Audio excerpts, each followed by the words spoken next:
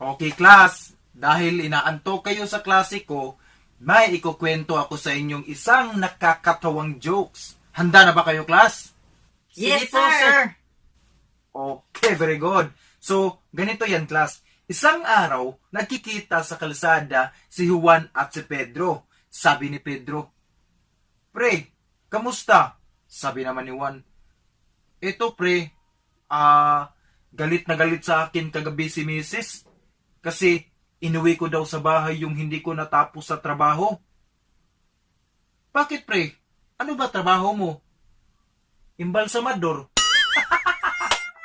Diba, class? Nakakatawa yun. Tsaka. May mga jokes pa ako, class. Tatlong jokes. Ano po yun, sir? Joke.